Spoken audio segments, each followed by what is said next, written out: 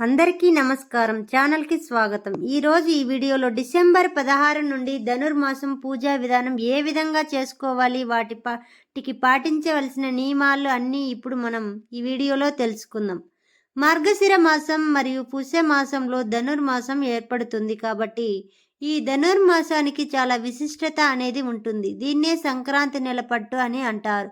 ఈ నెల డిసెంబర్ 16వ తేదీ నుండి ధనుర్మాసం ప్రారంభమై జనవరి 14 వరకు ధనుర్మాసం ఉంటుంది. ఈ నెల రోజులు అత్యంత పవిత్రమైనది కాబట్టి ఈ ధనుర్మాసంలో చేసే పూజలకు రెట్టింపు పుణ్య ఫలితం అనేది లభిస్తుంది. అయితే ఈ ధనుర్మాసాన్ని శూన్యమాసం అని కూడా అంటారు. కాబట్టి ఈ ధనుర్మాసంలో ఎలాంటి శుభకార్యాలను నిర్వహించకూడదు. ధనుర్మాసం విశిష్టత, ధనుర్మాసం పూజా నియమాలు, అలాగే ఈ ధనుర్మాసంలో చెయ్యకూడని శుభకార్యాల గురించి ఈ వీడియోలో తెలుసుకుందాం. ముందుగా ఈ వీడియోకి ఒక లైక్ కొట్టి ప్రతి ఒక్కరు ఓం నమో వెంకటేశాయ అని ఒక చిన్న కామెంట్ చేయండి. ఈ ధనుర్మాసం నెల రోజులు దేవతలకు ఒక బ్రహ్మ ముహూర్త సమయంగా భావిస్తారు. సాధారణ రోజుల్లో చేసే పూజల కంటే ఈ ధనుర్మాసంలో చేసే పూజల యొక్క ఫలితం అనేది 1000 రెట్లు అధికంగా ఉంటుందట. కాబట్టి ఈ నెలలో చేసే పూజలకు రెట్టింపు పుణ్య ఫలితం అనేది కలుగుతుంది. ఈ ధనుర్మాసంలో వీలైనంత ఎక్కువగా విష్ణుమూర్తి రూపమైన శ్రీకృష్ణుణ్ణి అలాగే వెంకటేశ్వర స్వామిని ఎక్కువగా పూజించాలి. ఈ ధనుర్మాస నెలలో విష్ణు సహస్రనామాలు చదివితే మనం తెలియక చేసిన పాపాలన్నీ వెంటనే తొలగిపోతాయి. విష్ణుమూర్తి ఆశీర్వాదం అనేది కూడా మనకి కలుగుతుంది. ఈ నెలలో శ్రీకృష్ణుడిని పూజించడం ద్వారా మోక్ష ప్రాప్తి కలుగుతుందని నమ్మకం. ఈ ధనుర్మాసంలో ఇంట్లో దీపారాధన చేసేవారు తెల్లవారుజామున 4 గంటల నుండి 6 గంటల మధ్యలోనే నిద్రలేచి తలస్నానం చేసి శుభ్రమైన వస్త్రాలను ధరించి ఇంటి ముందు వాకిలి శుభ్రం చేసి రంగురంగుల ముగ్గులు వేసి ఇంట్లో దీపారాధన చేయాలి. ఈ ధనుర్మాసం వచ్చేలోపు శ్రీకృష్ణుని విగ్రహం తెచ్చుకొని మీ పూజ గదిలో పెట్టుకొని ఇంట్లో పూజ చేసేటప్పుడు తప్పనిసరిగా ఉదయం పూజలు తప్పనిసరిగా తిరుప్పావై పాసురాలు పఠించాలి. శ్రీకృష్ణుడి పూజలు నైవేద్యంగా నెయ్యి, బెల్లంతో చేసిన పరమాన్నం లేదా పొంగల్ని నివేదించాలి. ఈ శ్రీకృష్ణుడికి నైవేద్యం సమర్పించేటప్పుడు తిరునామమే అని పలికే శ్రీకృష్ణుడికి నైవేద్యం నివేదించాలి. పూజా సమయంలో విష్ణు సహస్రనామాలు లేదా భగవద్గీత చదవడం చాలా మంచిది. అలాగే ఈ ధనుర్మాస నెలలో తులసి కోటను చాలా ఎక్కువగా పూజించాలి. ఈ తులసి కోట ముందు ముగ్గు వేసి ముగ్గు పైన దీపం వెలిగించాలి. తులసికి ప్రదక్షిణాలు చేస్తే ధనం పరంగా బాగా కలిసి వస్తుంది. అలాగే ధనుర్మాసంలో ఇంట్లో పూజ చేసేటప్పుడు తులసి దళాలతో విష్ణుమూర్తిని పూజిస్తే కోరిన కోరికలన్నీ వెంటనే నెరవేరుతాయి. ముఖ్యంగా వివాహం కాని ఆడపిల్లలు తులసి దళాలతో శ్రీకృష్ణుని పూజిస్తే మీరు కోరుకున్న అబ్బాయి భర్తగా లభిస్తాడు. ఈ నెలలో విష్ణుమూర్తి పూజించే భక్తులు తప్పనిసరిగా బ్రహ్మచర్యం పాటించాలి. అలాగే మాంసాహారం తినకూడదు.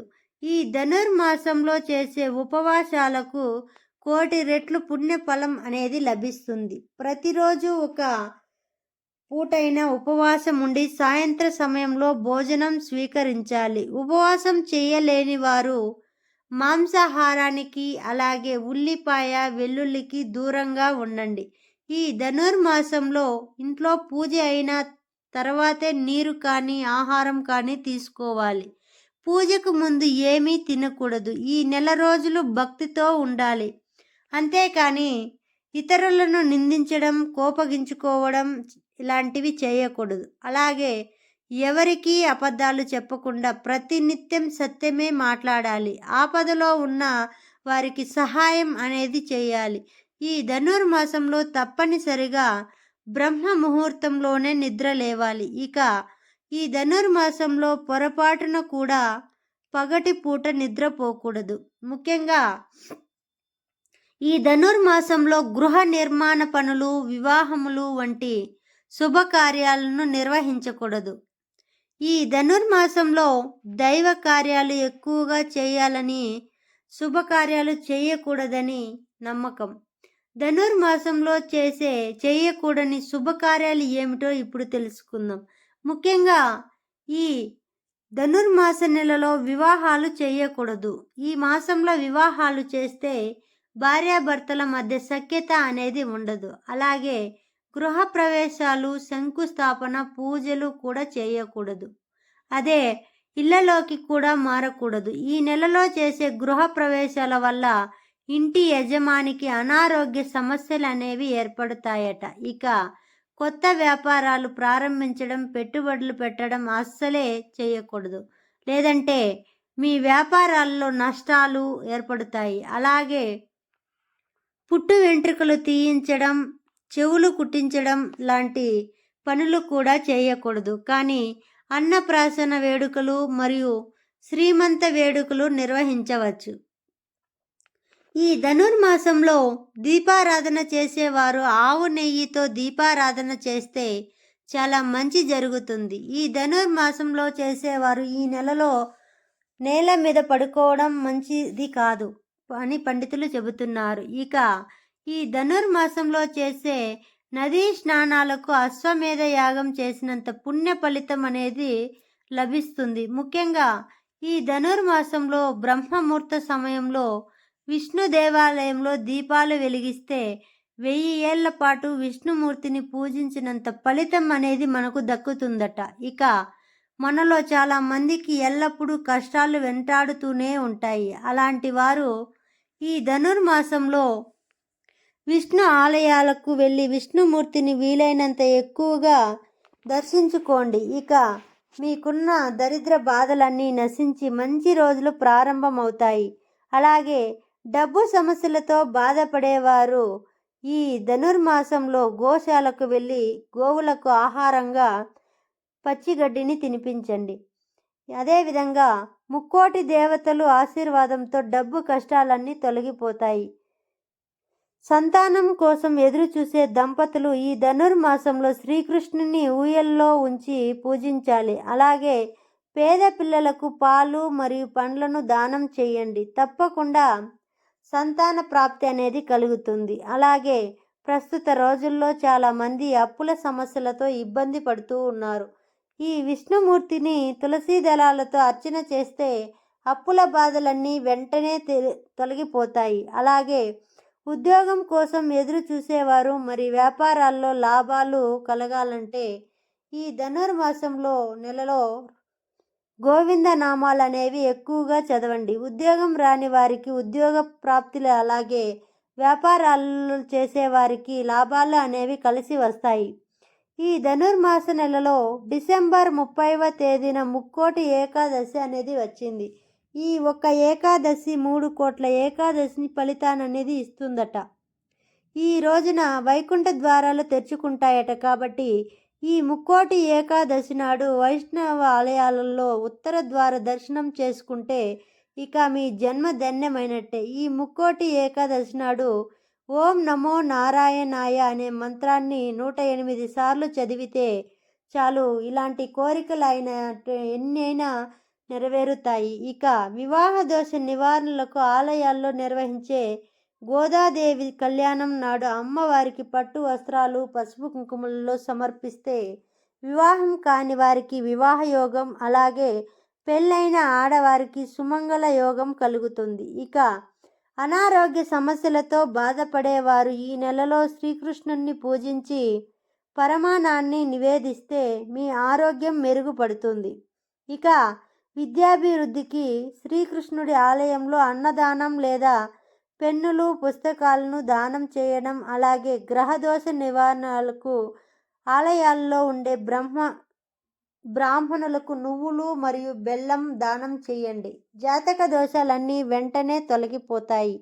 మీ ఇంటి సమీపంలో విష్ణు దేవాలయం ఉంటే ప్రతిరోజు దేవాలయం శుభ్రం చేసి ముగ్గులు వేయండి. జన్మ జన్మల పుణ్యఫలం అనేది లభిస్తుంది. సూర్యుడు ధనుసు రాశిలోకి ప్రవేశించిన రోజు ధనుర్మాసం ప్రారంభమై మకర రాశి సంక్రాంతి వరకు ధనుర్మాసం ఉంటుంది. ఈ మాసం విష్ణుమూర్తికి చాలా ప్రీతికరమైనది. ఈ ధనుర్మాసంలో తిరుమలలో ఉన్న వెంకటేశ్వర స్వామికి ఉదయం సుప్రభాత సేవకు బదులుగా తిరుప్పావై పఠిస్తారు. ఈ ధనుర్మాస నెలలో శ్రీకృష్ణుని భర్తగా పొందటానికి గోదాదేవి తిరుప్పావై వ్రతాన్ని అనేది ఆచరించింది. కాబట్టి ఈ ధనుర్మాసంలో స్త్రీలు తెల్లవారుజామున తలస్నానం చేసి శ్రీకృష్ణుని పూజిస్తే పరమాన్న అన్నని నైవేద్యంగా నివేదించి తిరుప్పావై పాటలను పాడాలి. ఇలా ప్రతిరోజు శ్రీకృష్ణుని పూజిస్తే కోరిన కోరికలు నెరవేరుతాయి. వివాహం కాని వారికి త్వరగా వివాహం అనేది కుదురుతుందని, అలాగే దరిద్ర బాధలన్నీ తొలగిపోయి డబ్బు పరంగా బాగా కలిసి వస్తుందని నమ్మకం.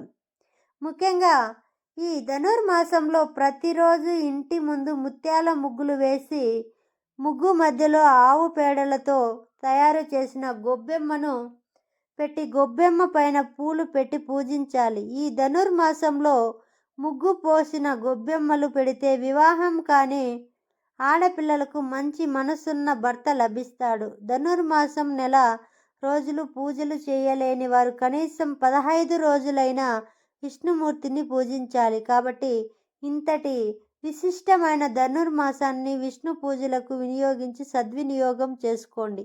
ఈ వీడియో మీకు నచ్చినట్లయితే మా ఛానల్ని సబ్స్క్రైబ్ చేసుకోండి. అదేవిధంగా మీ ఫ్రెండ్స్ అండ్ ఫ్యామిలీ మెంబర్స్కి మా వీడియోని షేర్ చేయండి. మా వీడియో ఎక్కడా కూడా స్కిప్ చేయకుండా చూసినందుకు ధన్యవాదాలు. సర్వే జన సుఖినో భవంతు.